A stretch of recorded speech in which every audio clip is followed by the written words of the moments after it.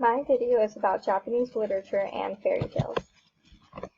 My research question is, do Japanese schools teach a specific set of novels similar to the popular canon of novels taught in American secondary schools? In America, teachers may be required to teach specific novels which are viewed as classics. For example, in an American literature class, students will read novels such as The Adventures of Huckleberry Finn by Mark Twain, The Great Gatsby by F. Scott Fitzgerald, and To Kill a Mockingbird by Harper Lee. These specific novel stories take place during important periods in America's history. However, the canon also includes novels that do not. I was wondering if schools in Japan are also required to teach certain novels. The first article in the Literature Review addresses reasons why the American canon still exists. Arthur Appleby surveyed teachers to understand why they do not stray from the canon.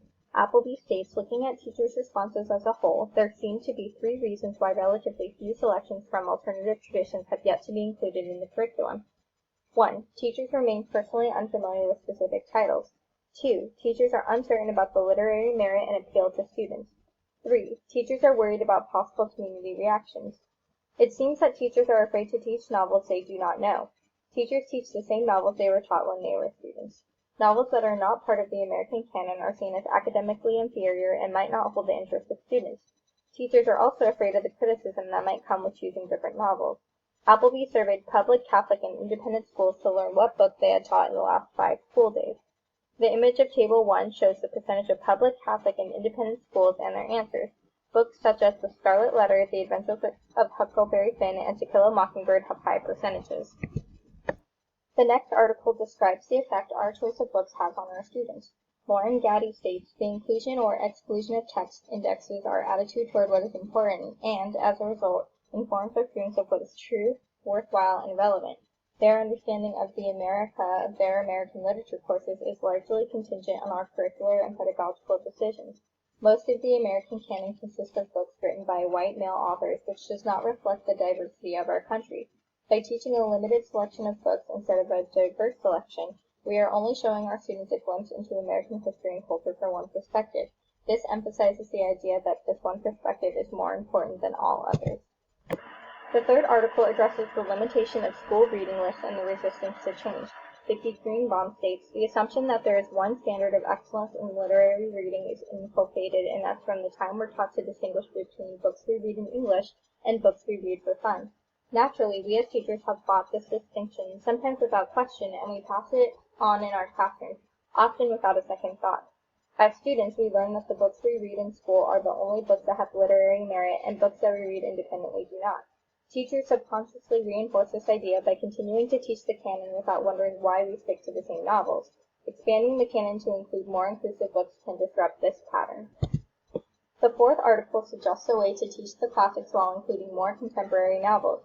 Jacqueline Adair and Alice Cross state, if there really is in American literature a peculiarly homespun way of seeing the world and writing about it, then why not create a course that would allow students to discover these influences and tendencies without abandoning the classics themselves? We could match books, at least one classic and one contemporary, so that students could begin to see the patterns in American literature. Instead of completely replacing the canon, Adair and Cross suggest pairing a classic and contemporary novel together in order to teach students the similarities that exist across many American novels. This strategy was able to draw more students to their American literature elective course. During our visit at the high school, I was able to ask the principal if the students were required to read specific novels. He replied that their school does not require students to read specific novels. My initial research question had been answered, but I still wanted to learn how stories were incorporated into students' daily lives. While touring the elementary school, I saw bulletin boards that had pictures of books from around the world. They had arrows pointing to the country each book was from. This display promotes a view of global education. The school encourages students to read books from around the world, not just from Japan. During the professional development seminar, we learned about Japan's moral education program. They teach moral education through stories that include a lesson that they want the students to learn. We heard a story about a sick boy named Jacob who told the other patients in the hospital what he saw when he looked out the window. One day, another patient asked to look out the window, and Jacob said no. Eventually, Jacob died, and the patient was moved to the bed by the window. He realized that the window was blocked by a brick wall. Throughout the story, the teacher stops and asks students questions about the character's motives and perspectives. This is an effective strategy to teach moral education because students are able to learn about respect, empathy, kindness, and other character traits through stories. For younger students, the lessons taught are much simpler than Jacob's story. The Wolf on the Bridge is about a wolf who is blocking the only path across. He tells other animals that they cannot pass and forces them to turn around. One day a bear comes to the bridge. He picks up the wolf, moves past him, and puts him down. The wolf is surprised by the bear's actions. The wolf learns that he should help others, so he helps the other animals pass along the bridge. Stories help young students understand abstract concepts like being helpful and kind because it is modeled by the characters in the stories. Jacob's story and The Wolf on the Bridge are two examples of how short stories are integrated into Japanese moral education. The second presentation describes Japan's English education program. We were able to look through two English language textbooks. I noticed the story of Momotaro in the elementary school textbook. Momotaro is a Japanese fairy tale about an old man and woman who discover a peach floating down the river. There is a boy inside the peach and his name is Momotaro. Momotaro must leave and travel to the island of devils to defeat the devils who have been robbing and kidnapping the people of Japan.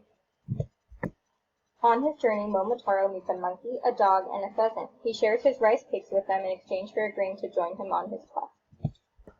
When they arrive, Momotaro sends the pheasant to fight the devils while he and the rest of the group sneak into the devil's castle to join the battle. They defeat the devils. Momotaro sets the devil's captives free and collects all of the stolen treasure. Momotaro and his comrades return home. I learned that using Japanese fairy tales is an effective strategy to teach English because many students are already familiar with stories like Momotaro. They are able to understand the story and use context clues to learn simple English phrases such as see you, I'm strong, thank you, and we are happy. I also read Sadako and the Thousand Paper Cranes by Eleanor Khor to learn about Japan's more recent history. Although Eleanor Khor is a Canadian author, she is able to tell Sadako's story in a way that honors her and many others who suffered from the effects of the atomic bomb. Sadako was a young girl who was diagnosed with leukemia due to the radiation from the atomic bomb that was dropped on Hiroshima during World War II. While touring the Hiroshima Memorial Museum's special exhibition room, I saw a small section that was devoted to Sadako's story. The sign next to the paper crane states, "In Japan, it has long been believed that a wish would be granted to one who folded 1,000 paper cranes." In the book, Sadako begins folding paper cranes, wishing that she will be cured. This display contains paper cranes made by Sadako. This is a picture of Sadako in her casket after she died. Sadako's classmates wanted to honor her. They received many donations to build this statue. This statue honors all children who were killed by the atomic bomb. Sadako and the 1,000 Paper Cranes is a contemporary book that respectfully honors the modern history of Japan. This book has brought Sadako's story to a global audience. Many people come to the Hiroshima Peace Park to leave paper cranes at this site. The most cranes are left on Peace Day, August 6th. I contributed 4 paper cranes and was honored to participate in this tradition, which I learned about from this book. During our stay in Tokyo, I found a book of Japanese fairy tales written in English. The first story in the book is My Lord Bag of Rice. The story is about a warrior named Fujiwara Hidesato who discovered a dragon lying on a bridge. He walked over the dragon, and the dragon transformed into a man who was the Dragon King of the lake. He was looking for a brave warrior who could defeat the giant centipede that had been killing his family. Hidesato agrees to help him. Hidesato shoots 2 arrows at the centipede, but they just bounce off of it. Then, Hidesato remembers that human saliva can kill centipedes. He puts his last arrow in his mouth and then shoots it at the centipede. This kills the centipede, and the Dragon King of the Lake rewards Hidesato with many gifts: a bronze bell, a bag of rice, a roll of silk, a cooking pot, and a bell. The bag of rice was never empty, the roll of silk never got shorter, and the cooking pot always cooked without fire.